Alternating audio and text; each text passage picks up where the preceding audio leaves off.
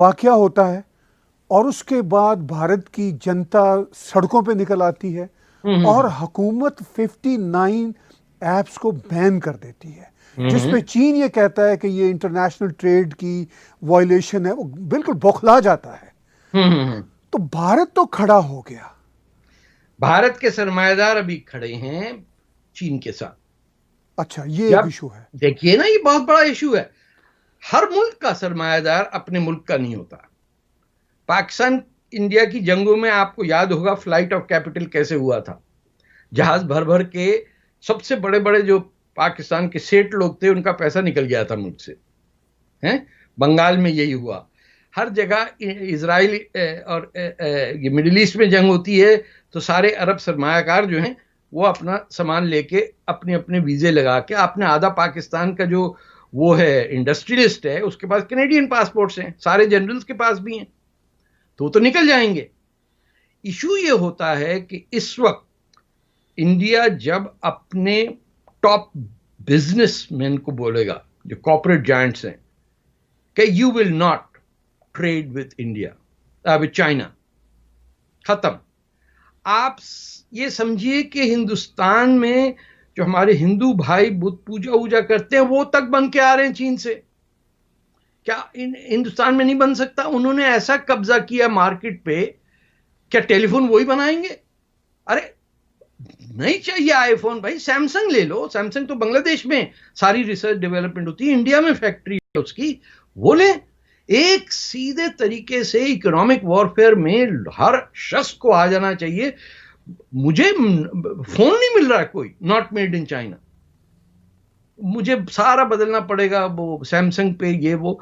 But आप सोचिए कि चाइना ने पिछले 20 साल में कैपिटलिज्म को यूज किया है कम्युनिज्म के बुरके के अंदर छुपा के, और यानी दे completely made a joke out of communism by creating the industrial class that runs the country. कोई अली बाबा चला रहा है तो क्या चला रहा है, हर एक के दोस्त बाहर है, हर एक के पास दो मेंबर्स ऑफ कांग्रेस हैं। एक तो लॉबिंग सिस्टम आप वेस्ट में देखिए। इंडिया का एक और फेलियर ये है कि हिंदुस्तान की हिमायत में बोलने के लिए लोग नहीं हैं। अभी आपने जलसा देखा जो टिबेटन्स ने इंडियन आर्मी के फेवर में किया, उसमें 100 तिब्बतन के अंदर एक हिंदुस्तानी नहीं था टोरंटो में। मैं देख रहा हूं कि ये सारे हमारे इंडियन दोस्त बैठे हुए हैं घर में फेयर एंड लवली लगा के।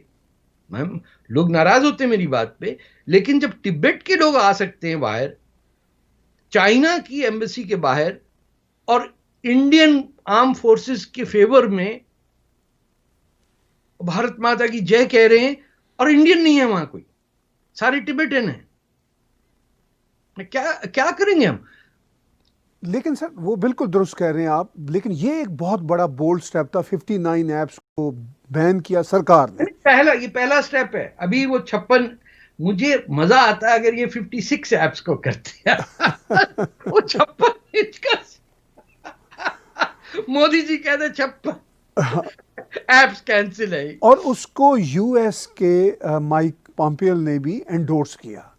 हाँ हाँ हाँ। और ये एक इम्पॉर्टेंट बात है, फ्रांस ने कहा कि हम अपनी आर्मी अगर ज़रूरत पड़ी तो यार, इंडिया भेजने को तैयार हैं। तो अब चीन के ख़िलाफ़ या चीन की एक्सपेंशनिज्म के ख़िलाफ़, उसकी साम्राज्यियत के ख़िलाफ़ भारत तैयार है।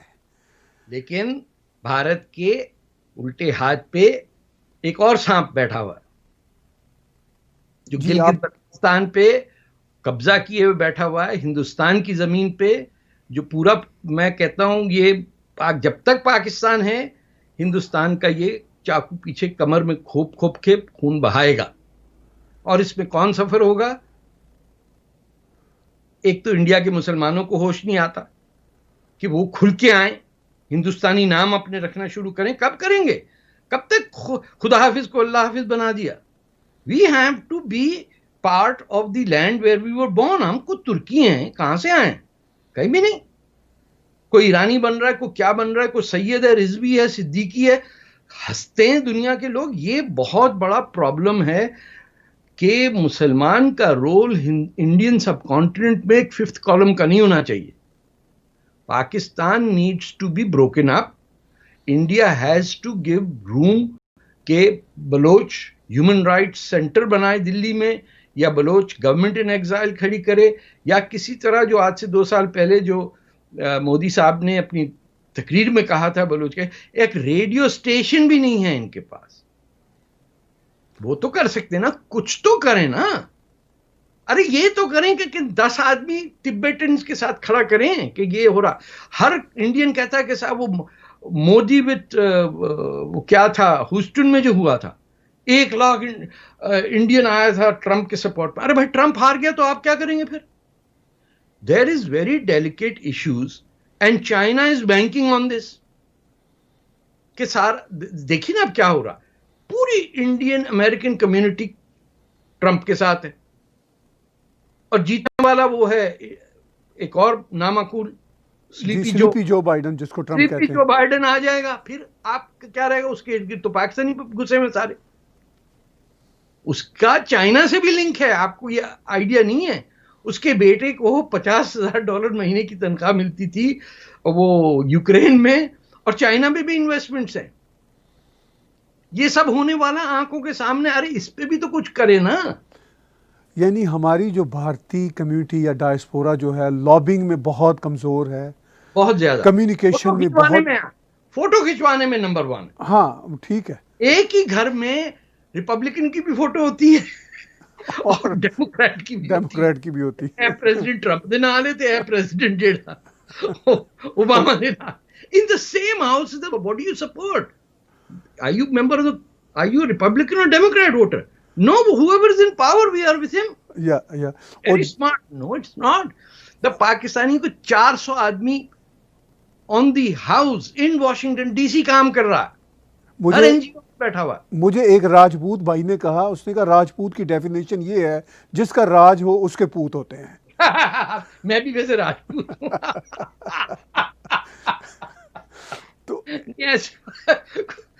अगर राजपूतों का ये हाल हो गया तो बताइए बिहारियों का क्या होगा. हाँ, तो ये सारी जो सूरत हाल है.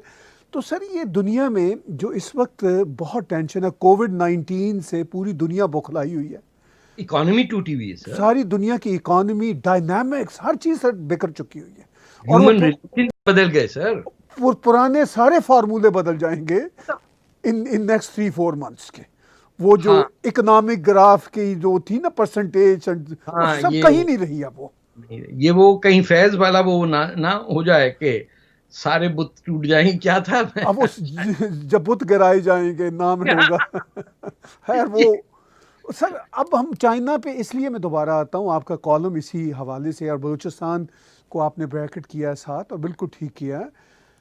आप खुद मार्क्सिस्ट हैं, और जिस तरह का कम्युनिज्म चाइना आगे लेकर चल रहा है, वो ऑफ कोर्स उसकी जड़ें तो मार्क्सिज्म से ही आनी चाहिए, मगर आ नहीं रही. खैर मैं तो मार्क्सिस्ट नहीं हूँ. तो ये जो पढ़ाई किसी ने चीन में नहीं है.